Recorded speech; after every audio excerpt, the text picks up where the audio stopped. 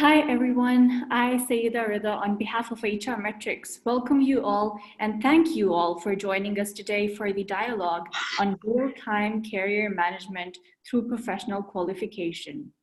HR Metrics was established to provide and introduced global HR management trends in Pakistan for optimizing organization performance through non-traditional services in HR analytics, diversity and inclusion, and SHRM certification.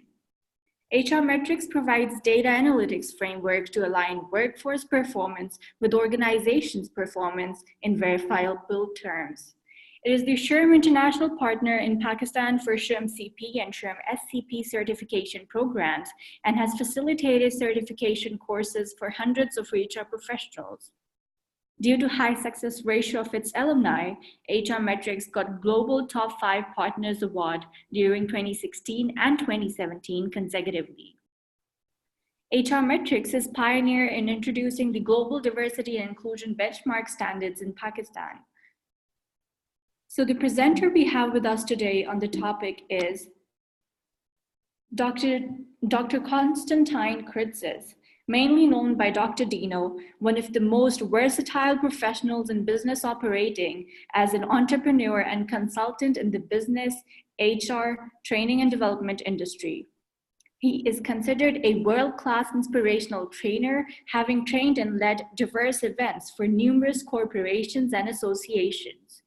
He has delivered over 17,000 hours of professional training, hosting and presentations in the last 20 years in more than 45 countries in Europe, Asia, and the Middle East, mainly to corporate clients.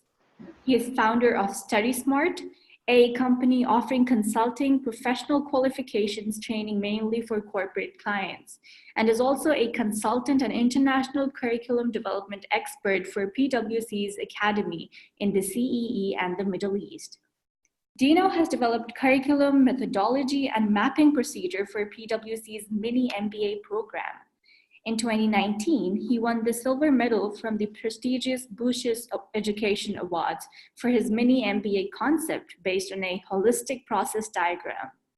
ACCA named him one of its tutor gurus in 2018, while his SPL flowchart has been used by thousands of candidates around the world.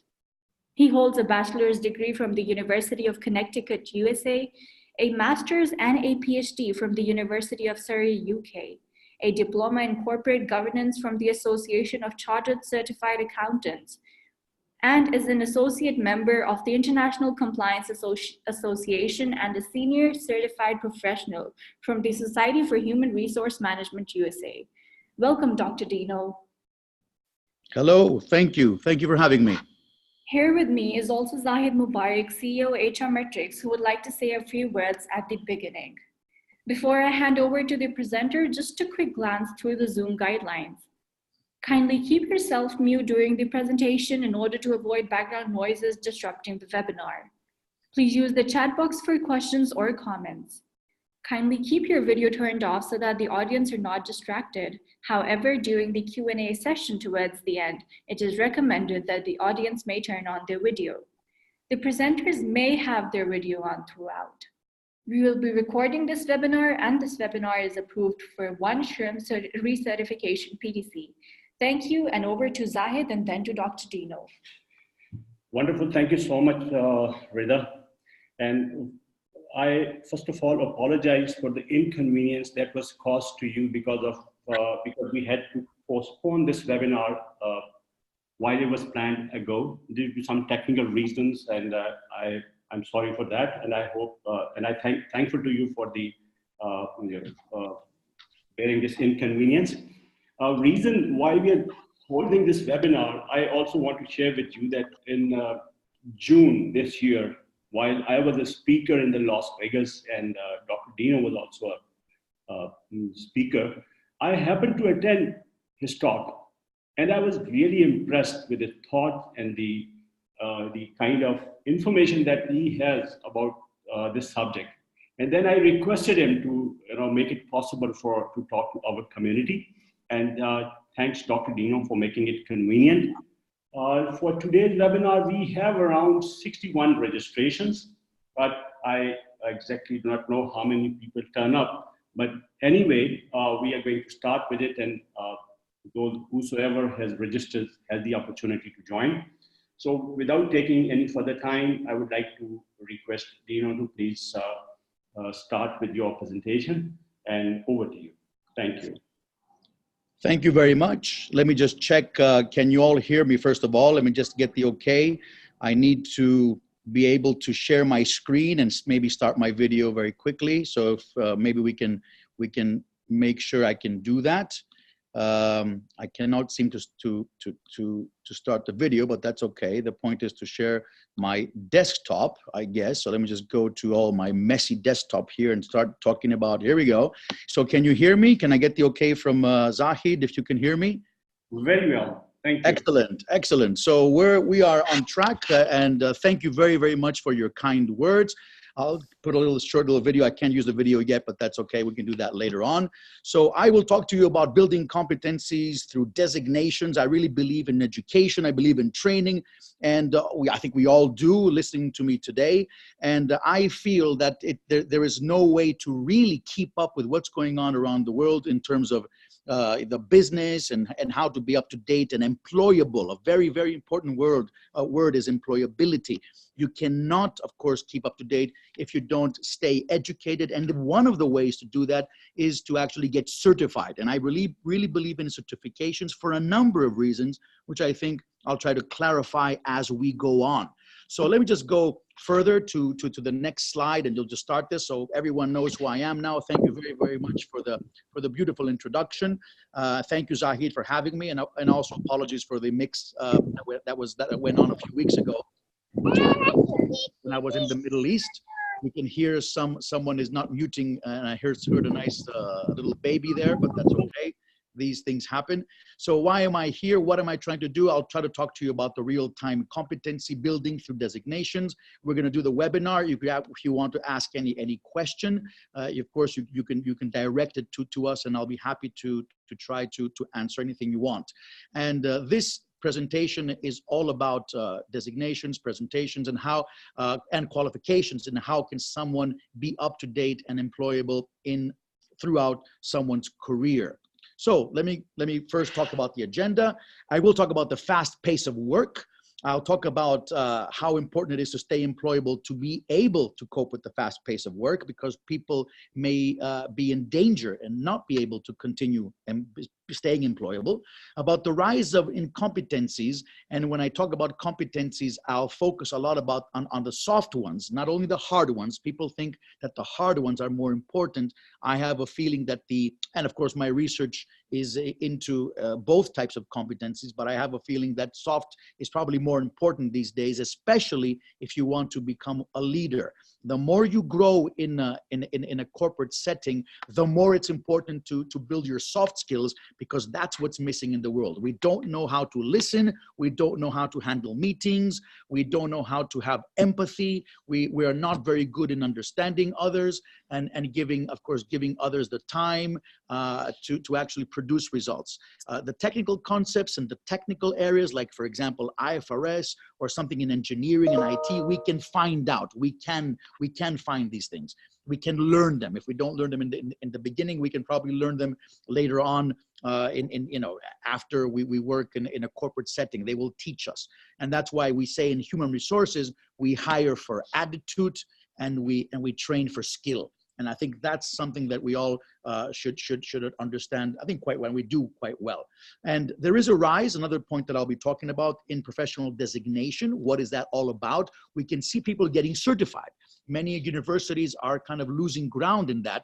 And I have something to say. I was sharing this today. I'm actually in Bulgaria as we speak, doing a training for PwC. And I was mentioning in the classroom that many positions now in the USA, you'll be amazed with this, 17% of people at IBM, according to Craig in one of his recent books, do not have a degree.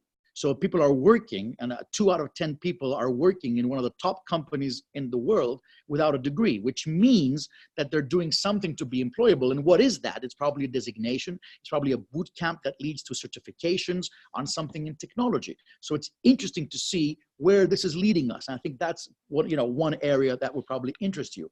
I'll talk a little bit about hyper specialization. I really believe that we're getting into this. I'm not saying it's good or bad, but it's a fact. We're becoming a bit more hyper specialized. And finally, how you can manage this. Some of you may be listening to me from an employer perspective.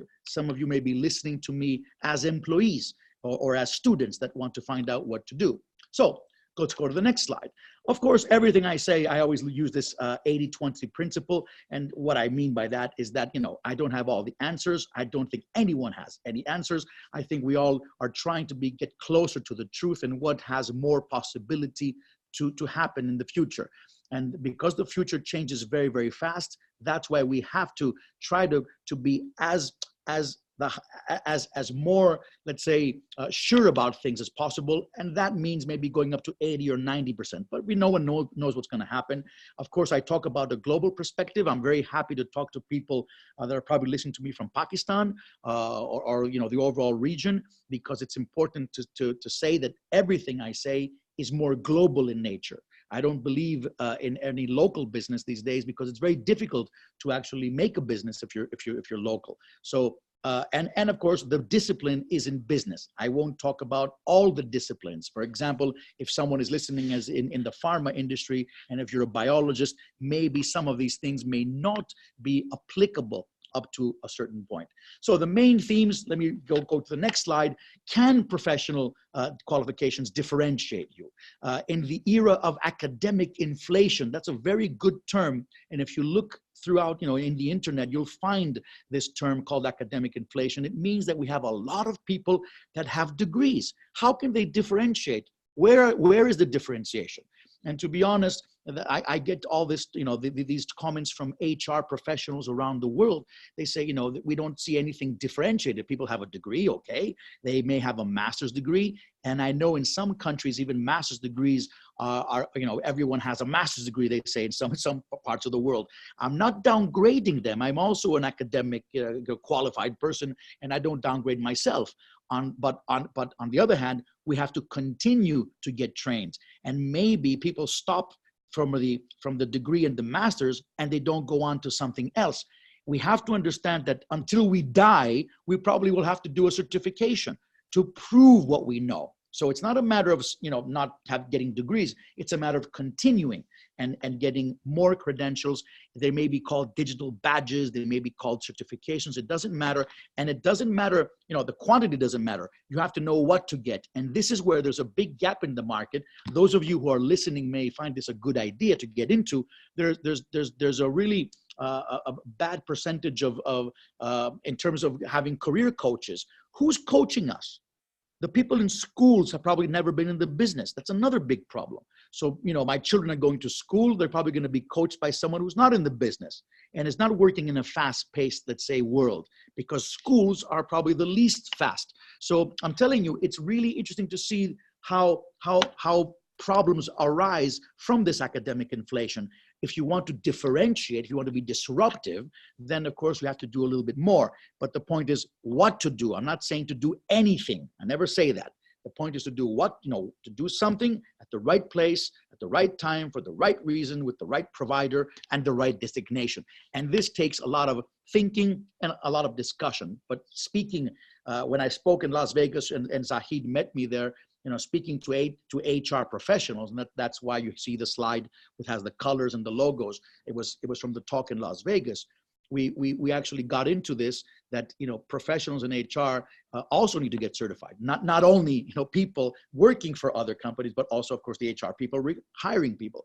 And that's one solution could be the SHRM, of course, which we know very well. So the question is, are you certified? Are you up to date? There's two different words. You could be certified, but maybe not up to date. Sometimes certifications, in most cases, require you to be up to date, or else you lose your certification.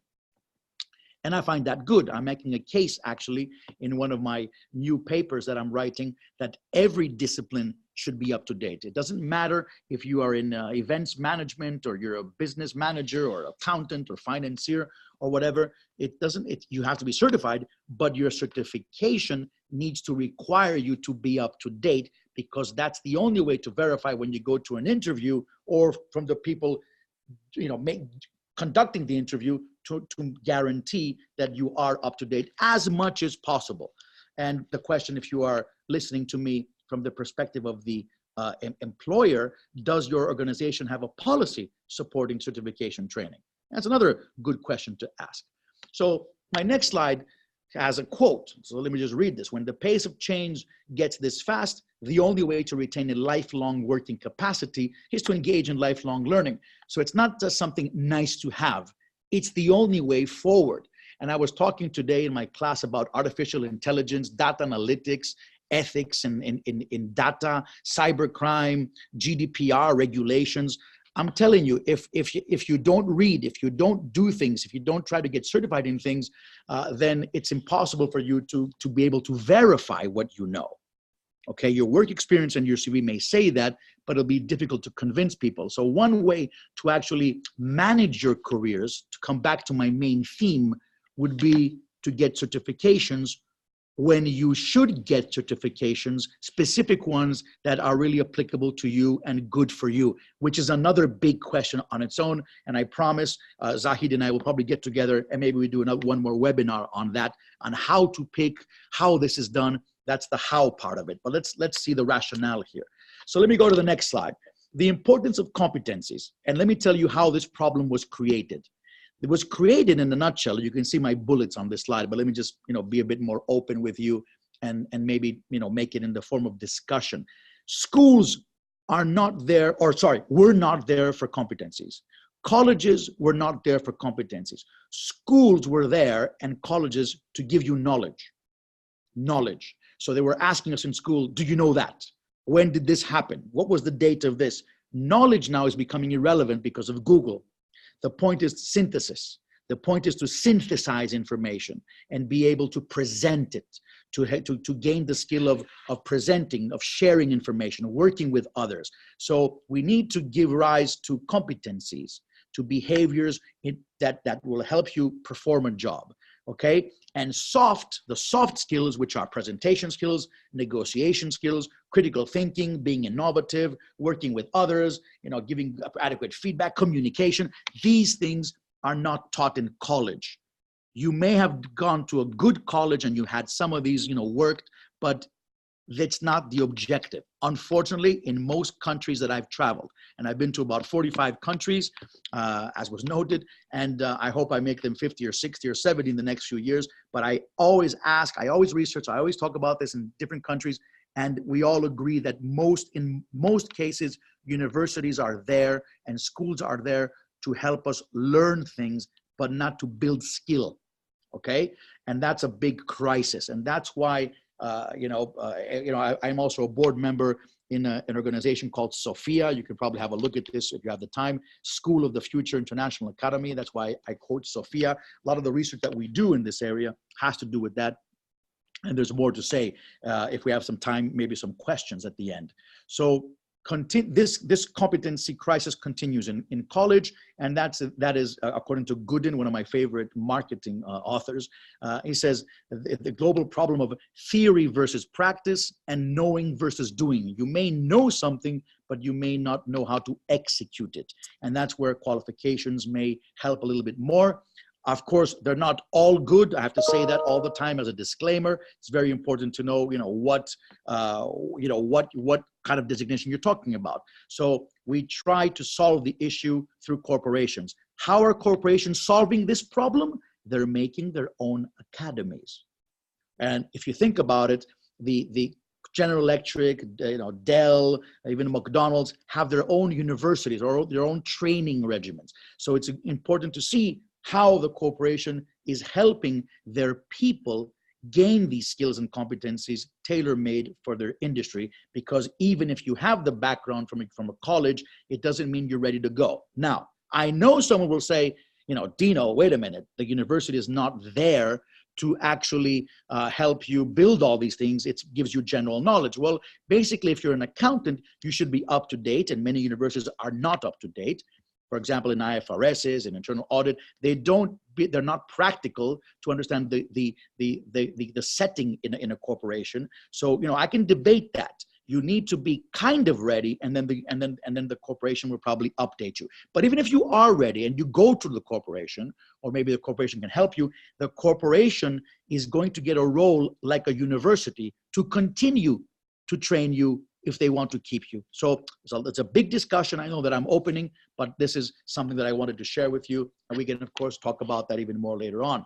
So there's a withering importance of college degrees. These are some references. One is from 2005, the other one from 2017, the other one from last year. And I do a lot of research in this. The Economist had a very interesting report in March in 2015 about the return on investment. That's why people get degrees, but they cannot find a job in many cases around the world, or at least it's not the differentiator.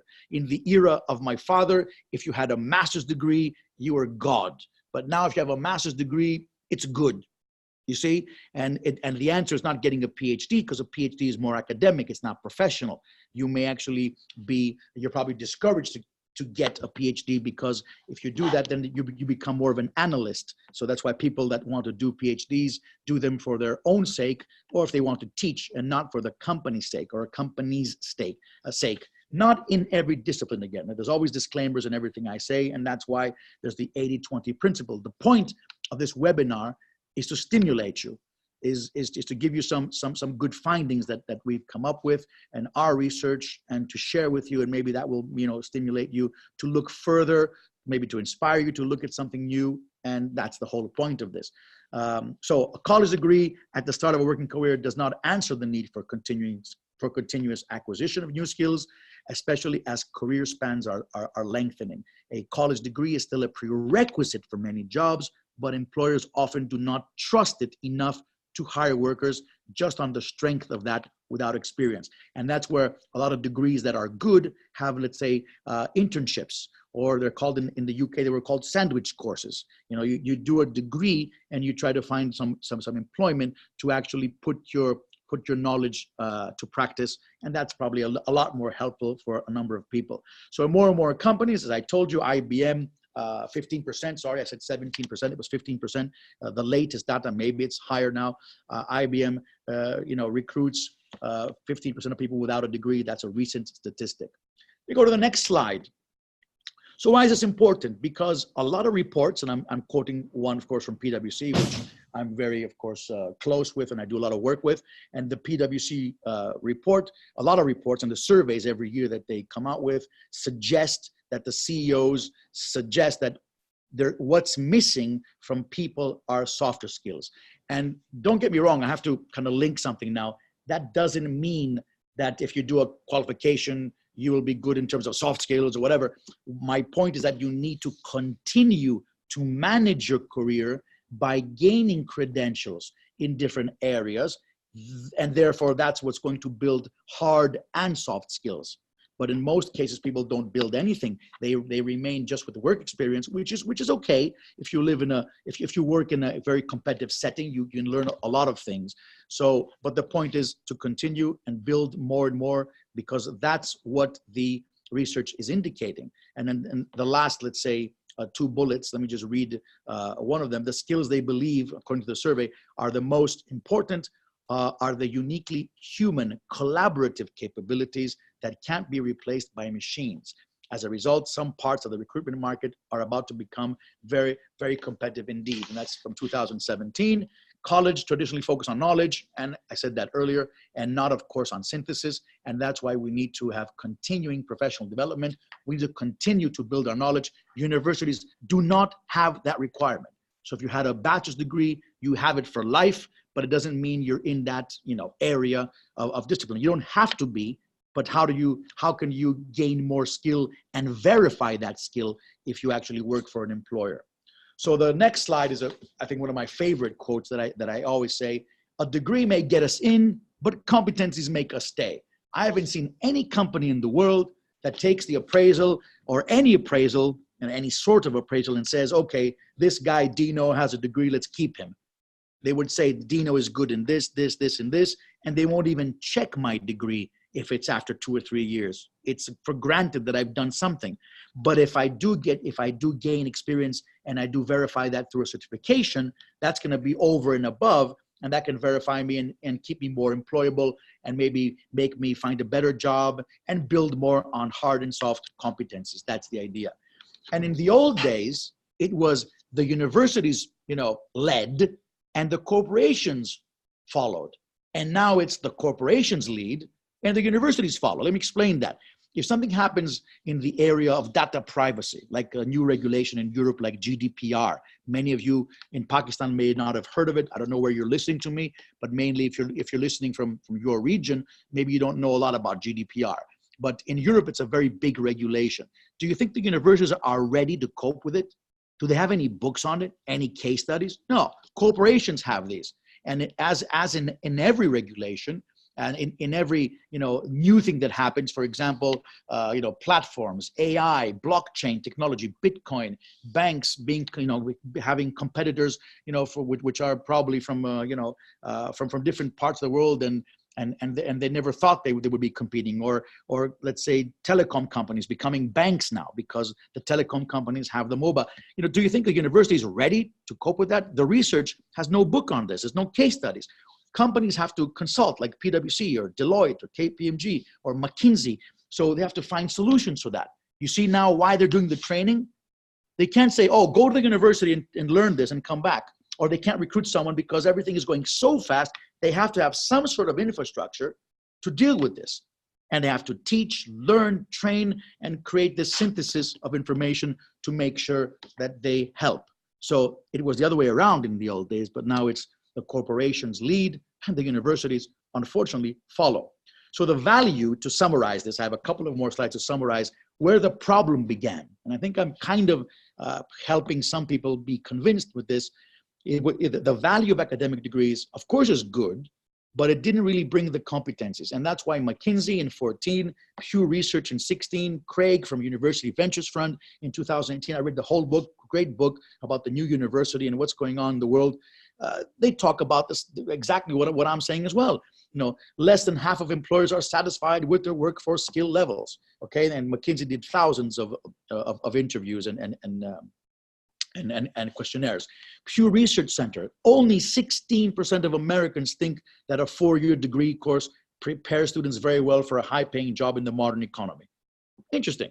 And Craig in UVF, there is a rise in intermediaries that serve as a booster for employability. Let me explain this.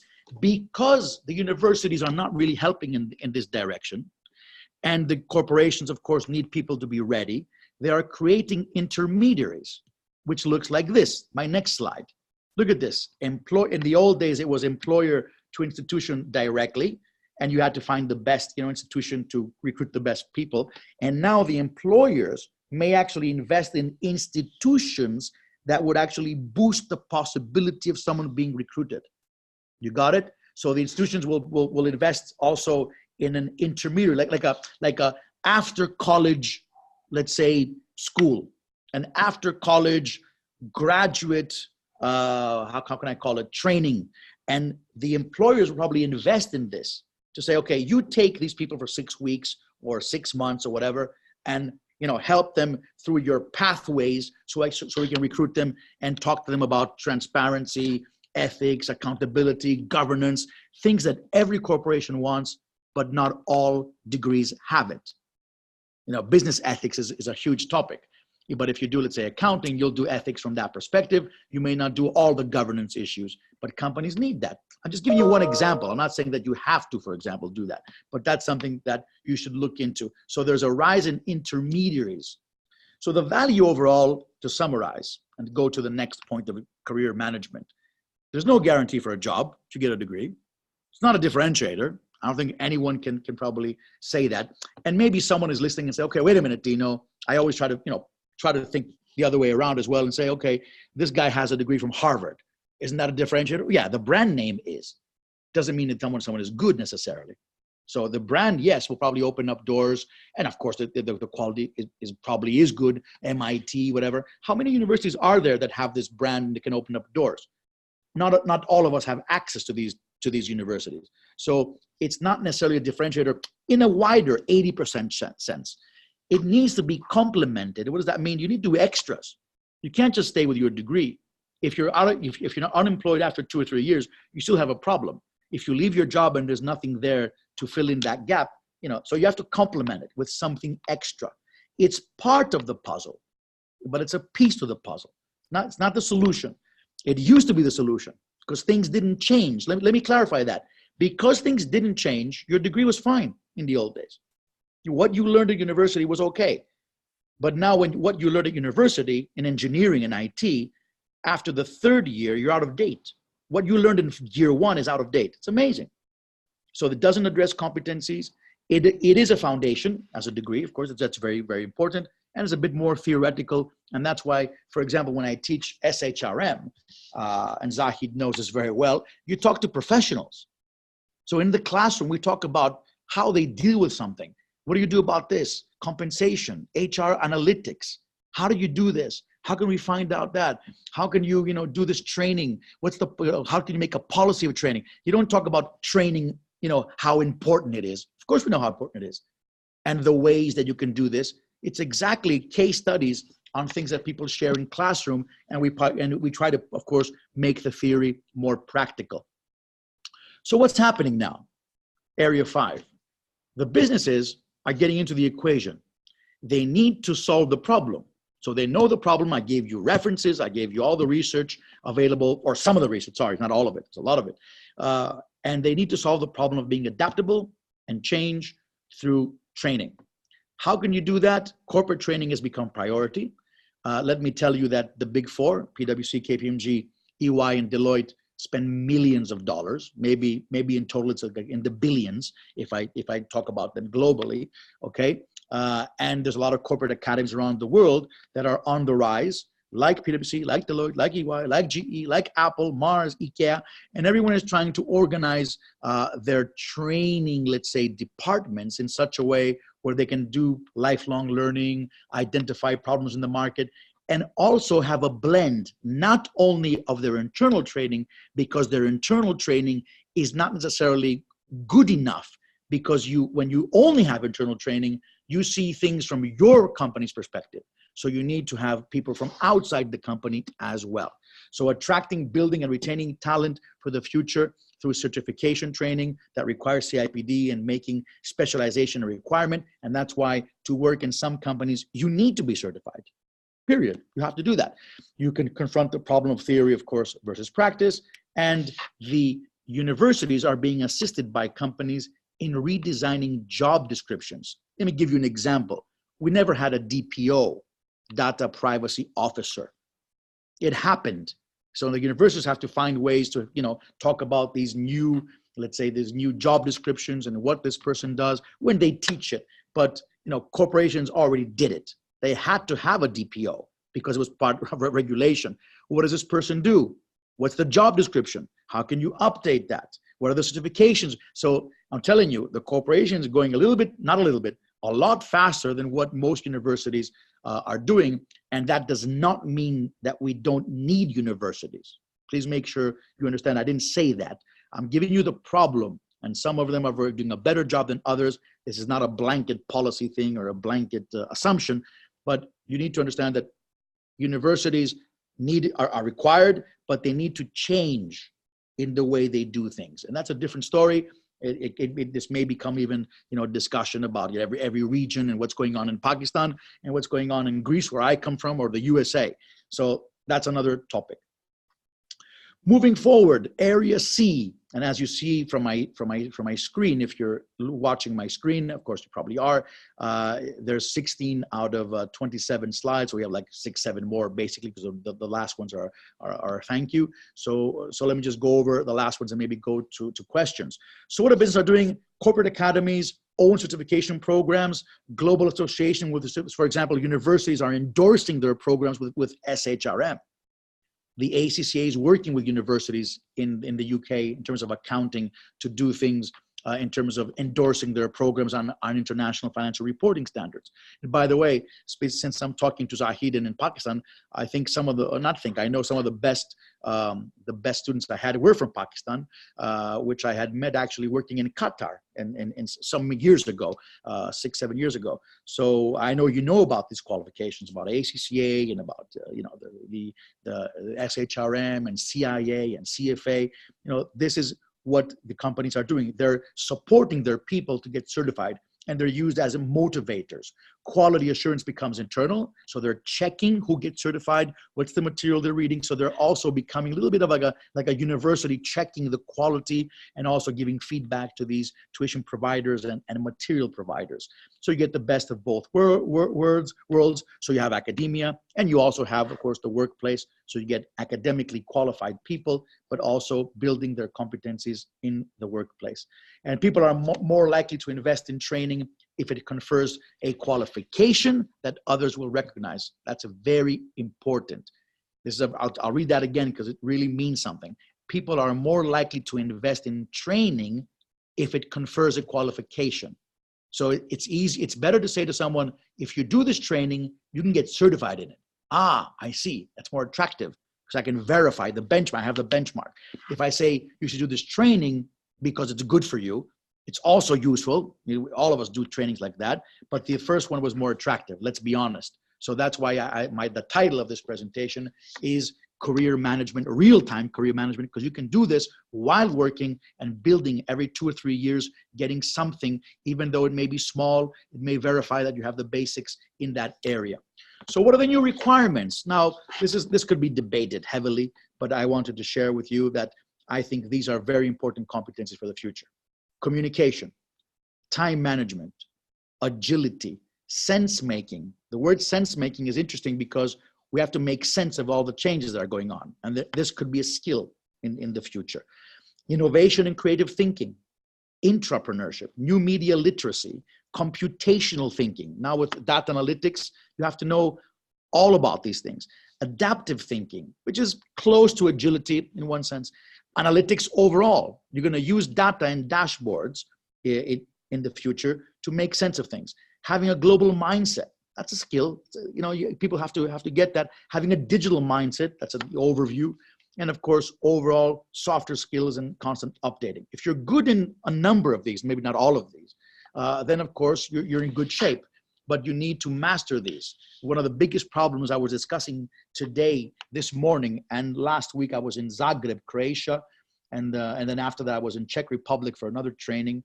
We had the mini MBA program for PwC, and I was stressing the importance of time management being the number 1 skill at this point in the world, because we have so many time wasters like Twitter and Facebook and Snapchat, whatever, and WeChat in China, and they're all great to have. We all have them, but when do you know when to stop?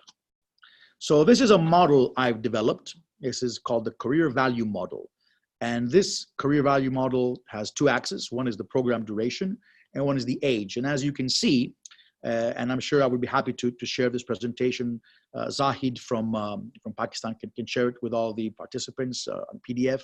So I'm sure you can have a look at it, when you have the time. When the program is short and you have a young age, something is useful, but it may not make the difference in your life. When the program duration is short, but you're a bit older, it's probably ideal because you don't have the time to waste in going to school for 2 or 3 years. But or because it's short, it's good for someone to build competencies, because when you're older, you're not required to show something to work because your work experience plays a role. If you do a long program, a duration that is long, like 2 or 3, 4 years, and then you're younger, that's logical. That's what people do when they're young. They have to build competencies and skills, so that's okay. But when you're older, you avoid that. So overall, if you look at all these points, you can see, what I would actually consult someone if I'm coaching them. This doesn't mean, everything is very fixed and clear in the boxes. Don't get me wrong, but I think you get the idea, because everything has limitations. There's also the passion of people, the dreams, what they want to do. So I never get in the way of that. But you have to check these 4 areas And that's why, you know, it's impossible for me to advise someone like myself. I'm like 50 years old to go back to college for 4 years, or to do something that will take 4 years. I will do something swifter. That's going to have some more value for me that I can, you know, get some money for if I change a job, or if I sell myself as a trainer or whatever. So this is called the Career Value Model, CVM. And this was made in 2018, published in my book called Are You Serious?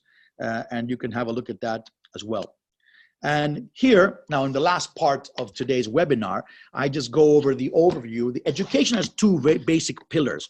One is the academic side on the left, and one is the right side, which is the professional titles and certifications. So in terms of titles, of course, we all know the associate degree, which is the 2-year degree, the bachelor's degree, which could be 3 years in the UK, 4 in the USA, or an American degree, master's 1 or 2 year, PhD, 3 to 5 years. That's the academic, it's a pillar. And we all only knew that pillar in most places that I visited. Only the Anglo-Saxon countries were quite better than that, you know, in understanding them. Not better in terms of the education, but they were better in having options. We never had the options.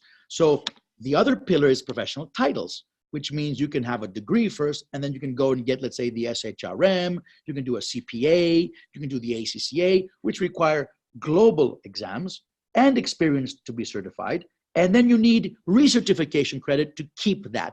And that's why corporations are looking more into that area, because they can verify the experience. And now associations will have codes for each candidate. So the HR office can say, can I have your SHRM code, please? Your SHRM code, when were you certified? And they could ask the association to verify if Dino is in good standing. So there'll be verification of these things. You cannot just say whatever you want on a CV. I'm not saying that people do, don't get me wrong, but you would have to verify. And the only way to do this, if you continue, because the market is changing, you may need to have an update on blockchain technology. Maybe there's something new called Dino chain in the future to make a joke out of this. But you have to learn if something new. What is this? How different is it? How are you going to learn it? You can't go back to college, and there are associations which will work and help you with these things. And that's why I'm saying real-time career management. Just to show you some stats, PMP, very good qualification in project management, close to 1 million members. Close to 1 million members, amazing. You have SHRM, SHRM, over 100,000 certified. And that's more niche. HR is more niche than project management, right? ACCA, this is the 2019 stats, about 500,000 students. Okay, that's a lot of students. I think the growth in China is out of this world. It's amazing. Thousands of students every year, which means that they do want to get this practical aspect of things, and just kind of verifies my points. So there's dozens of certifications in tax, international tax, coaching, controls, compliance. You can look for them, and I would advise people to, according to their pathway, and that's a coaching issue. As I told you, it's not easy to make a decision, but that's why we need coaches. Career coaches, and I think that's a nice new area that we should develop, many of us, and I don't think there would be many people that could probably coach people because of the fast pace of the world. So overall benefits of qualifications or certifications. I'm not going to get into the differences of certifications or designations or qualifications. There are 3 different words. Usually the qualification is higher, the certification is right under there, and the designation is a little bit more lower. But overall, it depends on the way you use these words. They're very practical.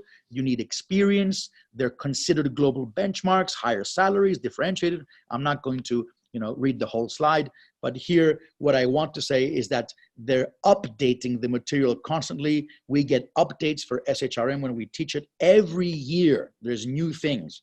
Things are out of date all the time. We can't be 100% sure, but we have updates and new standards and new regulations and GDPR, something new, and blockchain technology and what this means in disruption.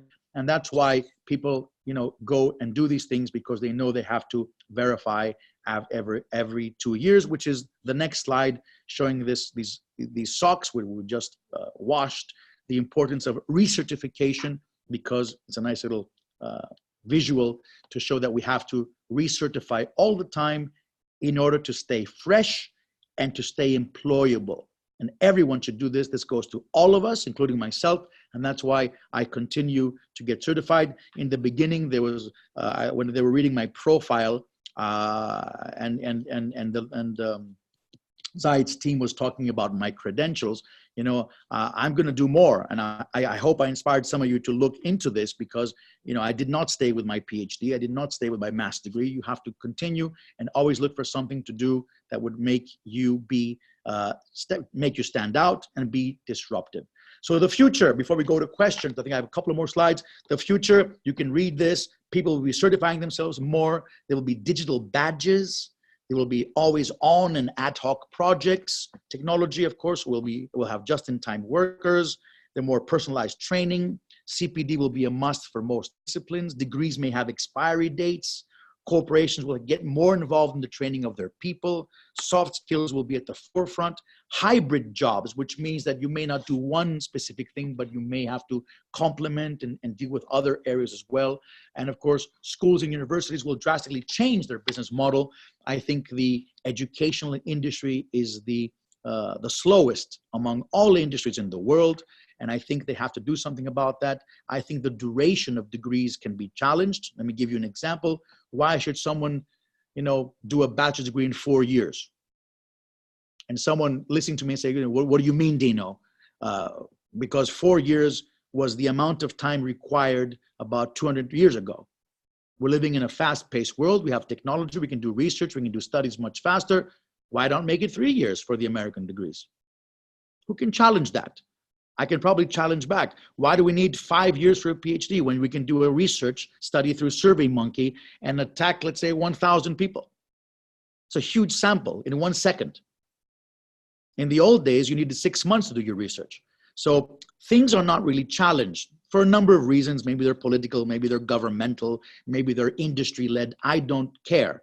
The point is, if you want to be disruptive, think differently, think about these things, think of how you can better your careers, think of what you can do for your career. And one way I feel you can do that is to maybe look at the certifications and designations that may help you. It could be called a digital badge, but never stop learning and always get certified, at least because that's more attractive to stay employable. So some predictions that I have written down, and I announced these back in Atlanta in 2017 in another talk I made, and I updated it in Las Vegas this year. So universities will be selling academic programs claiming to prepare students to sit qualifications. This is happening already. I know accounting degrees that prepare people for accounting professional qualifications like ACCA and CPA. So they're trying to lure you to sign in so they can prepare you for another qualification.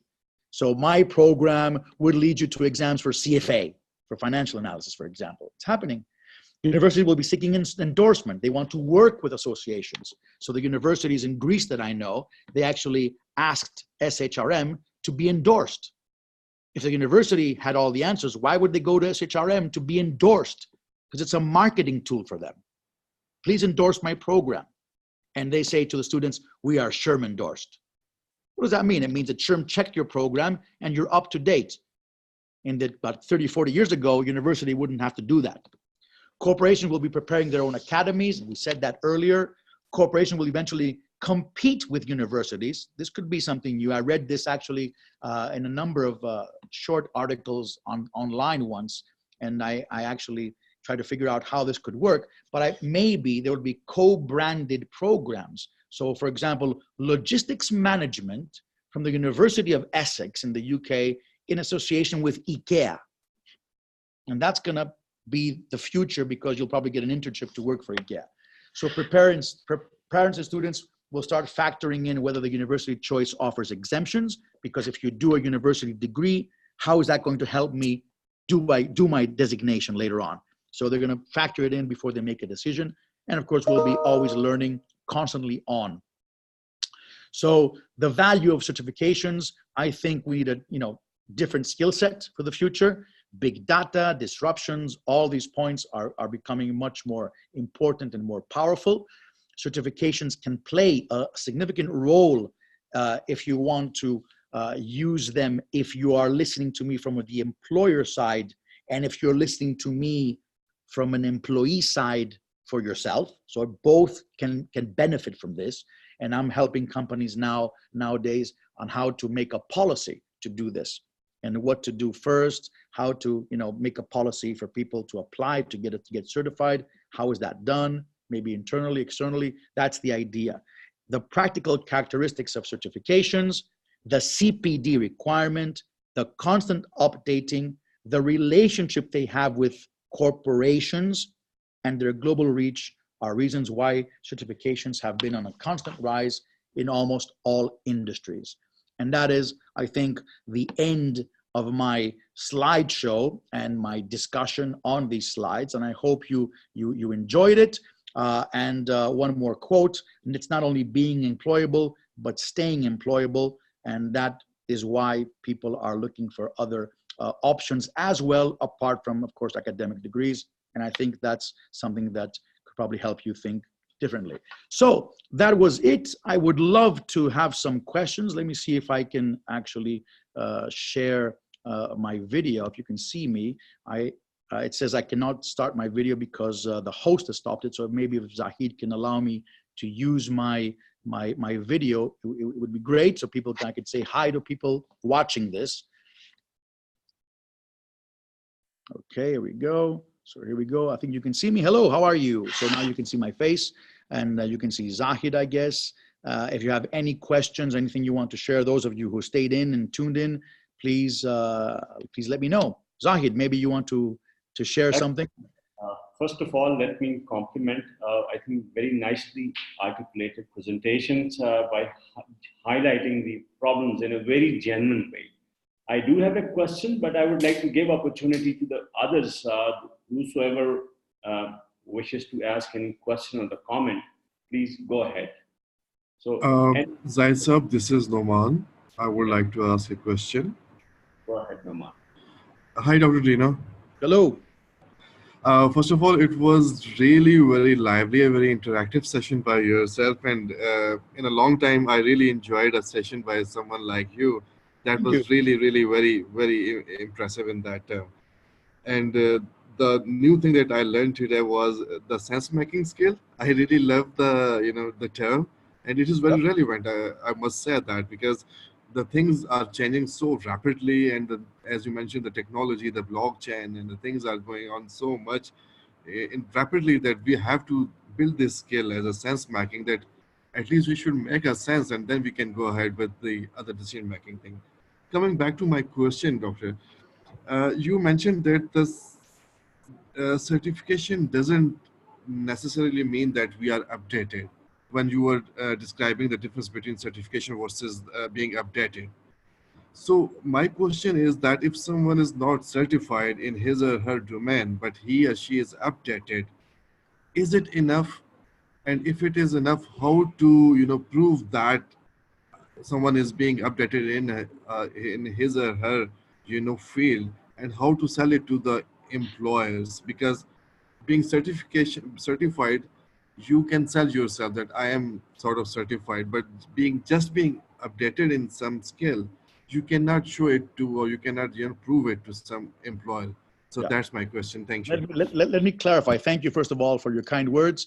Another word before I answer is there's another expression called future foresight, if you ever heard of it. It's like sense making. People are trying to think in the future. It's called future foresight. So maybe you like that one as well. Now, concerning your question, maybe I wasn't very clear. I do believe that if you are certified, don't get me wrong, you can prove that you're updated, especially if the qualification is good enough and it has CPD and everything else. Now, maybe what I meant is that you may be certified, but maybe you did the wrong certification, which is not in your area, so it's not going to help you in any case. And that's where the role of coaches have to be correct. Because if you go to the employer, and if Zaki wants to hire me, and I tell them I'm certified in this, I have compliance, I know governance, and I'm certified, he would be impressed. Okay, I can count on this guy, and I can also sell him for consultancy, for training, or whatever. But if I tell him I know these things, it doesn't really mean anything. Of course, not as a trainer. Trainer, we probably have to see me in a dummy, let's say, session. But certifications will, let me just clarify that, will verify a little bit more. So I just want to clarify that. What I meant is that it may not be in the area. So that's why maybe your certification is not enough.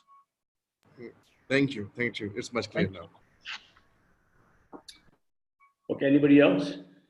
Hi, Dino. How are you doing? Hello. Hello. How are you? I'm fine. This is Seher from Pakistan, and I have one opinion and one question. Yep. So I have done my master's from Georgetown, and I have seen SHRM as a partner because, you know, strategic thinking was part of our course. So I really do get and appreciate what you're saying because I've seen firsthand what happens, you know, when somebody from SHRM comes in and we have a SHRM student chapter over here. So I wanted to get a SHRM degree just by interacting with them. And I think it also added to the fact that there were a lot of professors who encouraged us to, you know, to get a degree, despite the fact that we are getting a degree from Georgetown. So I do understand, you know, your point, and I do want to learn as much as I can. My question is that there are some certifications and there are some certificate programs. So there's a difference between them. You know, one is a certifying body and the other is just a certificate. So a lot of people are confused about this and they sort of undervalue the certificate program. So can you give your feedback on that? Excellent question. If the certificate is given by the university, it's still an academic program. And I always look at the associations. The associations would give you a certificate or a qualification or designation. So it's the body that awards the certificate that makes the certificate powerful, if you know what I'm talking about. So even if, by the way, Georgetown is a branded university, one of the top ones in the world. So Georgetown has more pull as a name than the word certification. But if it's a SHRM certification, even though it's not Georgetown, the association builds that credential. So if the university is branded, it's probably a good certificate, but it's not a certification. Only professional bodies can give certifications in the way I'm discussing. But I'm not saying that everyone is doing the same thing, because maybe they're always, you know, everyone's trying to sell anything now. You have to know what you're doing. So I can't talk about everyone. I always tell people to follow certifications, not certificates, certifications that are awarded by associations which are experts in their field. HR, what do you call it? Procurement, purchasing, supply chain, logistics, accounting.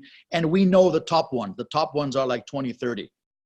And only if the university is really branded, I think Georgetown is more powerful than the word certificate. If you want to ask me, if I go to Harvard, I will sell Harvard. I'm not going to sell the word certificate. So it's a different story there.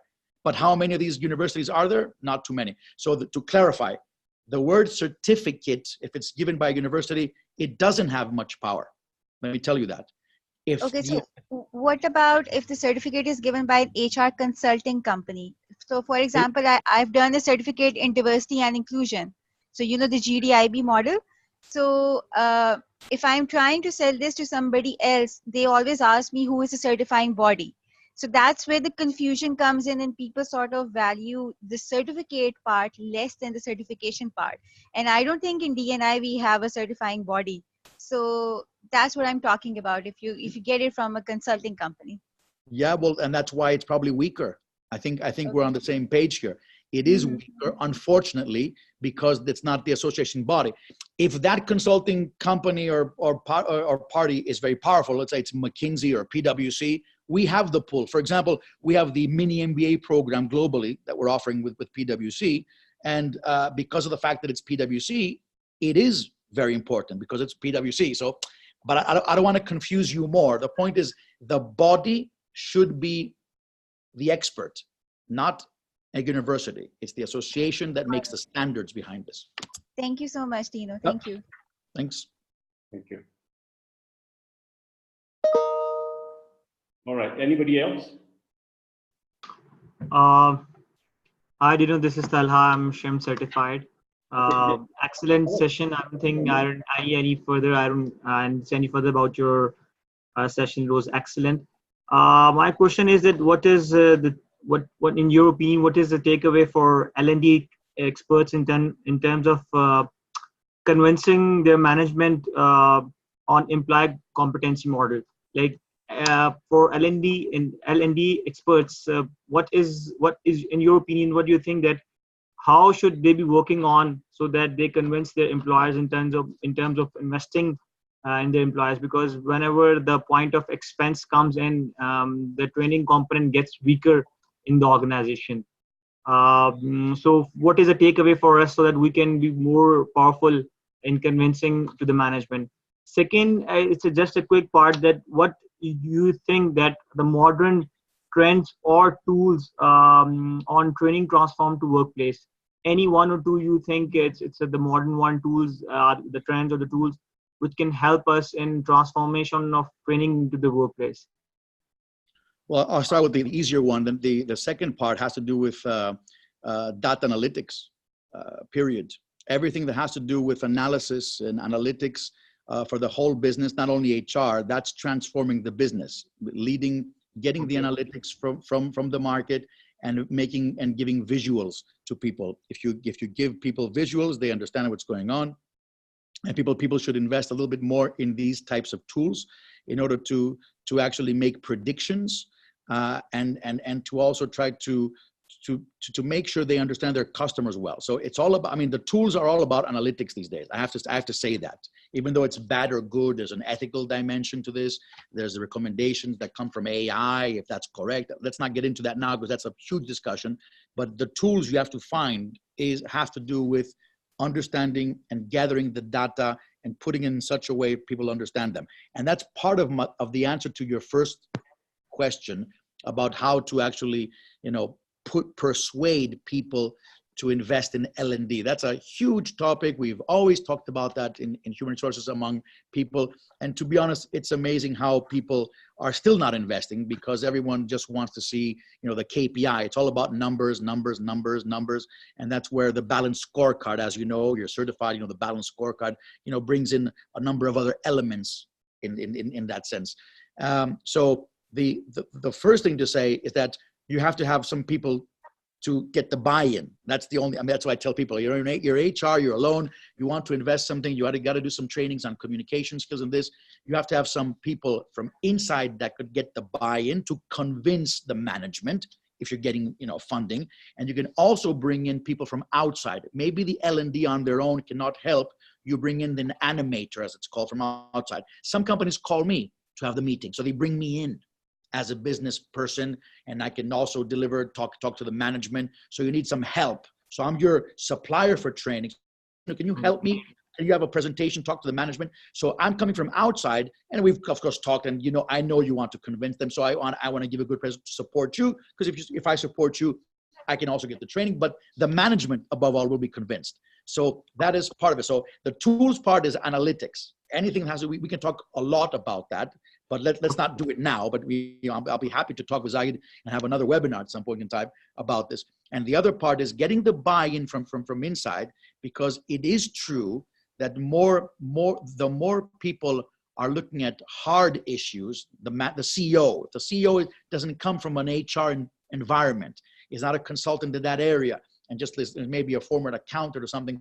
They don't really believe in training. Let's be honest. I'm not here to tell you, oh, this is what you should do and it will work. It's not going to work. And I had a very good expression from someone who told me, if you can't make it work, fight harder. That's my answer. Go and make a case and maybe use visuals. They love visuals. I'm telling you, if you have a presentation with some pie charts and things, just two slides. Let me tell you this. Give me the investment to do that. And then bring in animators, as we call, to stimulate. Get the buy-in, sometimes disguise the soft skill. Sorry, that's a very good point. I have to say this. Sometimes people call me and say, Dino, can you please help our company get more motivated? Do this, and we have to do this, and they're not engaged. How can you help us? It happened recently to one of the companies. And I said, if you tell them that someone's going to come to help with their engagement, they're going to be negative. So we build the case, and we build it the other way around. We do innovation, creative thinking. We let them work in groups, and I do communication while they're doing it. But you need some help from outside. This is based on experience. So you need the outside help to get the buy-in. So that's a big discussion, but I think you got the point. You can't do it alone.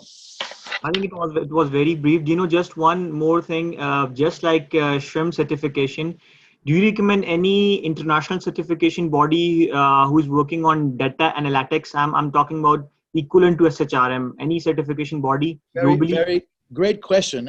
And to be honest, I'm looking for that myself.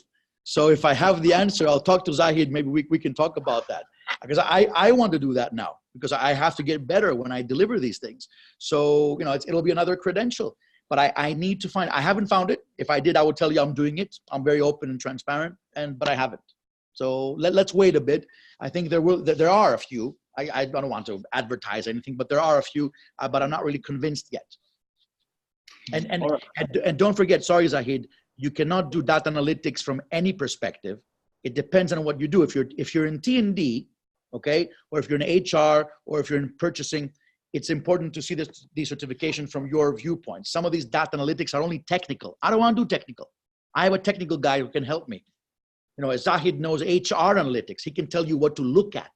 He's not going to be the expert, and correct him if I'm wrong, Zahid, to put it in the Excel to scrutinize it, correct? Even though you can do that, it's not your job.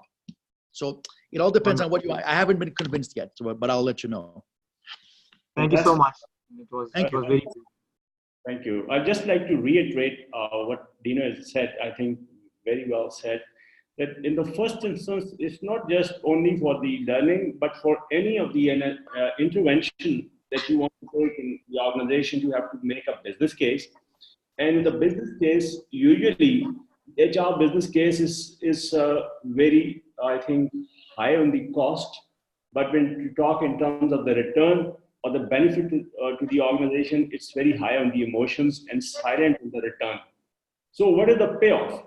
In terms of solving the problems of the key stakeholders, that is in the form of the productivity and the ROI. So if you, make up a business case by looking at the concerns of the stakeholders, whether your solution that you're going to offer, does it solve the problem of those stakeholders? I can assure you they will buy it, number one. And I have tested it in the organization when I was a practitioner serving in the banks. Secondly, on account of certification, yes, there could be so many solutions, but upcoming, you would be aware that the ISO has developed a standard on the analytics. In fact, they have developed so far 12 different standards, and one of them, which has become so far hot favorite, and I'm using the word hot favorite because of the reason that European Commission has mandated its member countries to use the HR disclosure standard. Those companies who got 500 plus employees. Likewise, Security and Exchange Commission is considering to make it mandatory for the listed companies to use the HR analytics standard, because that standard emphasizes the performance of the HR, not just from the activity perspective that we usually do. For example, we count the number of hours, but whether your number of training hours, do they contribute towards succession management, leadership development? What is the evidence? And then those evidence or those indicators, do they correlate with the organization's financial performance in the form of the ROI and the productivity? So just to share that there's a body in the United States called ICEE, International Center for Enterprise Engagement. So they are coming up with a certification at the individual level in the first instance, where you build the expertise to look at and determine the performance of the organization based on those 58 metrics, which are defined in that global standard. And those 58 metrics reside in 11 different areas. So that is one of the future development. And that would have a global recognition. So that's, I just wanted to add. Interesting. So wonderful. I don't know how much time do you have. I'm so grateful that you, despite the day activity is very stressful, but grateful that you managed it for us. Thank you. And so delighted to have you together with us. I thank you for this your kind presentation. So with this, I think we can close the webinar, and looking forward for more engagement in the future. I'll touch base offline with you on the few things. Thank you for my part as well. I appreciate it very much. Thank you. It was a wonderful experience. Thank you. Thank everyone you. for your presence and passion listening. All the best. Take care. All the best. Bye-bye. God bless you. Bye.